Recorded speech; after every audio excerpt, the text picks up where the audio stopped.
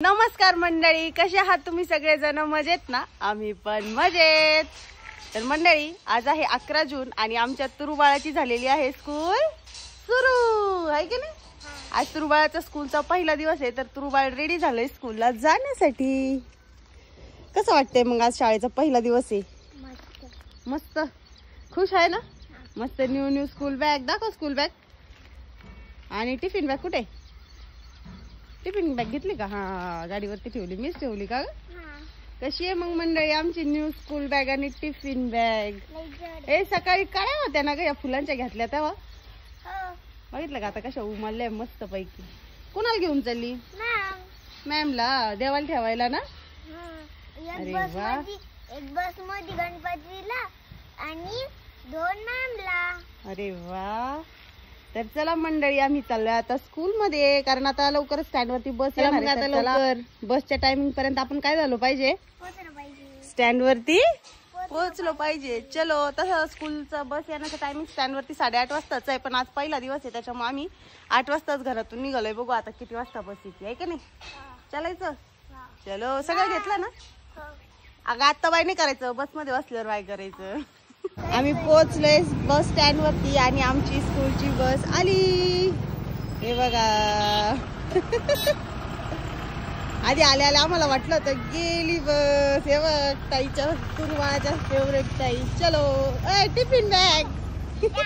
बघितलं का पोरगी स्कूल मध्ये झाली, इतकी एक्साइटेड झाली, टिफिन बॅग विसरून चालली होती. Bye bye. Bye bye. भागो, चलो जल्दी.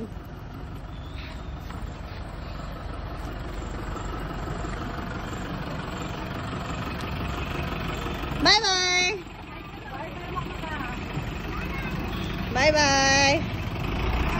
बाय. थांबा थांबा थांबा, अजून विद्यार्थिनी राहिल्या.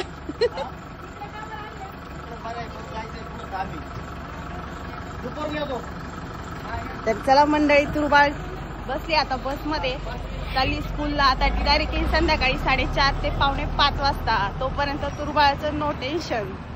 तर चला मंडळी, आता घरी पण भरपूर काम आहे. तुमच्या पण मुलांच्या शाळा चालू झाल्या की नाही मला कमेंट मध्ये नक्की सांगा. वरती जास्त खराब नाही ना? नाही. हे बा मंडळी, मुरगाची बॅग फुललेली आहे.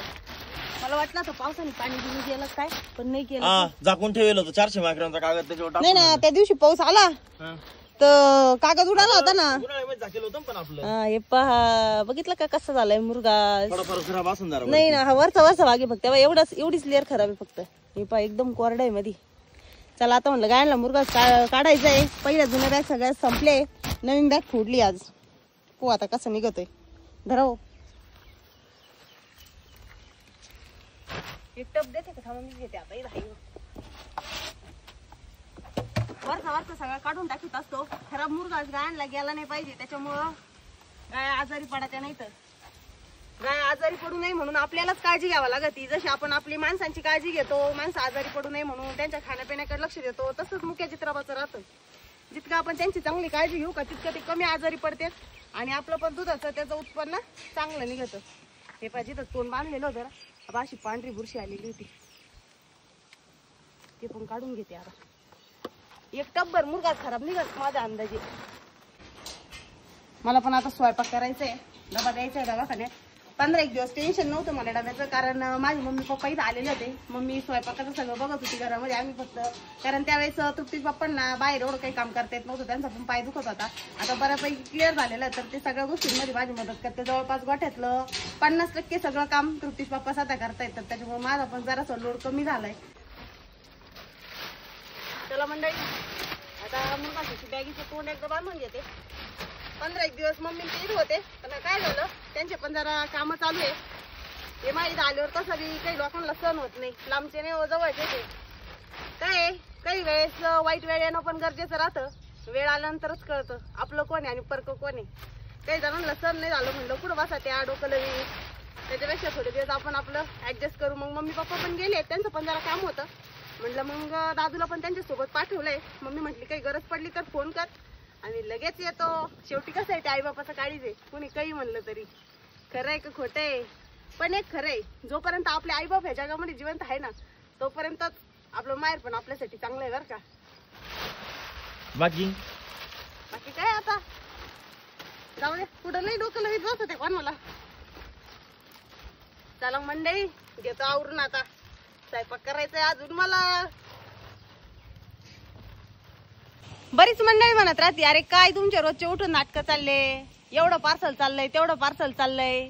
ह्या गिन्नीच्या बेण्याला कुत्रा विचारित नाही म्हणे. हे पा मंडळी 3 गाड्या एका गोणी मध्ये 1000 गांडी. 1000 नाही 1200 गांडी. 1200 आहे का? हा. 1200 गांडी आहे म्हणजे 12 12 12 36 डोळे इथं कट करून ठेवलेले आहेत. थोड्या वेळाने आता पार्सलला टाकायला जायचंय. आता आम्ही चाललेलो आहे तुरुबाळाला आणायला. अजून एक गोष्ट म्हणजे बरेच मंडळींना असं वाटतं, अगं बाई म्हणे शेतकऱ्यांच्या बायांना डोके इचरायला टाइम भेटत नाही आणि तू आहे का तुझा मेकअप उतरत नाही. हे खरं आहे मंडळी, शेतकऱ्याच्या पाचीलाच पुजलेलं आहे कष्ट हे. पण शेतकरी महिलांना काय चांगलं राहण्याचा अधिकार नाहीये का? चांगलं जगायचा अधिकार नाहीये का? आहे ना. आणि ते एक जण काय म्हणत होतं, आता गिन्नी गोदीकून काय म्हणते मार्केटिंगचं काम चालू केलं. तुम्हाला एवढं शेतकऱ्यांना काही दुसरं काही शेतीच कामच करायची, करायचं दुसरं नाही. काही कामच करायचं नाही फक्त शेतातच कष्ट करून मरायचं असं काही नाही दादा. म्हणजे आम्ही आतापर्यंत जितकं आयुष्य जगलोय ना त्याच्यामध्ये असं बघितलंय की कोणावरती कशी वेळ सांगता येत नाही, कोणती वेळ कोणाची शेवटची असं नाही सांगता येत नाही. त्याच्यामुळे जो क्षण आपल्याला मिळालाय ना तो मस्त मन भरून आनंदाने जगायचा. शेतकऱ्याला कधीच वेळ मिळत नाही, स्वतःसाठी वेळ काढावा लागतो आणि तो वेळ आम्ही काय आमच्या स्वतःसाठी काढत असतो. याच्यात जर कोणाला काही शंका असेल तर त्याला आम्ही काही करू शकत नाही. तर चला आता आम्ही चाललोय आमच्या मुलीला आणायला शाळेमध्ये. आज तिच्या शाळेचा पहिला दिवस आहे. तिची इच्छा होती की मम्मी आज आम्हाला घ्यायला ये म्हणून. तर म्हटलं चला जाऊया, तिला पण घेऊन येऊ आणि तसंच सासऱ्यांकडे पण दवाखान्यात चक्कर मारायचंय. मंडळी लोणीला जाता जाता म्हणलं वावरात एक चक्कर मारावा, कारण जे वावर नांगरायचं राहिलेलं होतं आपल्या गिन्नीचं त्याच्यामध्ये आज मेंढ्या सोडलेल्या होत्या. कारण वावर नांगरायचं राहिल्यामुळे पाऊस आलेला होता आणि त्याच्यामुळे वावर नांगरायचं राहिलेलं होतं आणि त्याच्यामध्ये जे गिन्नी होतं ते सगळं फुटलं होतं. हे पा आणि मस्त मेंढ्या चरायला सोडलेल्या होत्या. हे पा मेंढ्यांनी डायरेक्ट काळं कुट्ट केलं, एकदम पार काळ केले. पार खाऊन घेतलं त्यांनी. आता काही टेन्शनच नाही. नांगरावाला आला पाहिजे, नांगरावाला नांगरावाला आला पाहिजे, नाही तरी तेवढं काम लय बेकार बाई. आता काय सगळ्यांचे काम चालू झालेले. कोण म्हणतं नांगर, कोण म्हणतं पियर, कोण म्हणतं रोटामार, कोण म्हणतं सरीपाट, लई कुठे काम. नाही ते ना नांगरूनच काढू आता. मग कसं गावात थोडे घेऊन हा ना. चला आता आपल्याला टाइम राहिला. चला येऊ का आम्ही आता. चला bye bye. Bye bye bye bye मंडळी. Bye bye. तर मंडळी आम्ही तुरुवाळाला स्कूल मधून घेतलंय आणि आता आलो आहे हॉस्पिटलला आजोबांकडे. का ग तुरुवाळाची आता स्कूल चालू झालेली आजपासून, तर त्याच्यामुळे तुरुवाळा आता काय लवकर भेटायला येऊ शकत नाही शनिवार रविवार सोडून. तसं पण अजून बाबा अंदाज आहे 15 ते 20 दिवस म्हणजे जवळपास महिनाभर अजून बाबा हॉस्पिटलमध्येच ऍडमिट राहणार आहेत. तर चला बघूया आता आतमध्ये बाबांना भेटू. हे पहा आमचं पेशंट कसं निवांत बसले. बरी ना तब्येत? आत बाळ आले, तुरु बाळ आले नानांना भेटायला. का ग हा म्हटलं चला तुरु बाळाला भेटून आणू. आता 3 आठवडे होत आले बाबा दवाखान्यामध्ये ऍडमिट आहे. पहिल्यापेक्षा आता तब्येत जरा चांगली नानांची. ऑपरेशन झाले एकदा, आता परवा दिवशी परत एकदा ऑपरेशन आहे. हे बघा तुम्हाला जांभळं आणले खायला.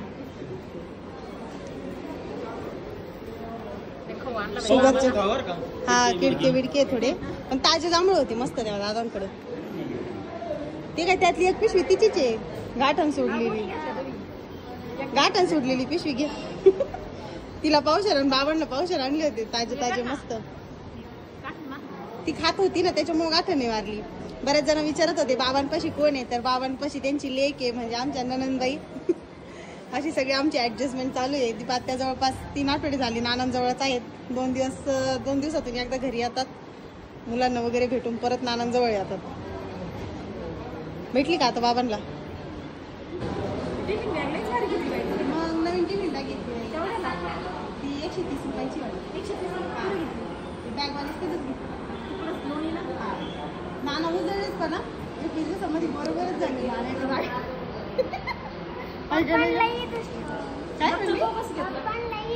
ते पप्पांना पण पप्पा पण एवढंच गोरे होते.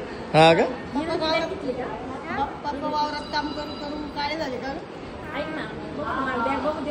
आता बॅग दाखव. ही 350 रुपयाची. हा मस्त आहे ते. बॅग हाऊस झाली होलसेल बॅग हाऊस घेतली. टिफिन बॅग पण मस्त आहे. मम्मी आणि मम्मी तरी का माझ्याकडे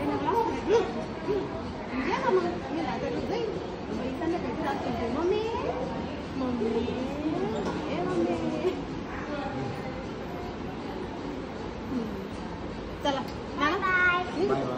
बाय चला येऊ का? चला आता डायरेक्ट तुम्ही कधी येईल? शनिवारी ऐका ना दुपारून. तर काळजी घ्या. येऊ का? बाय. Bye bye.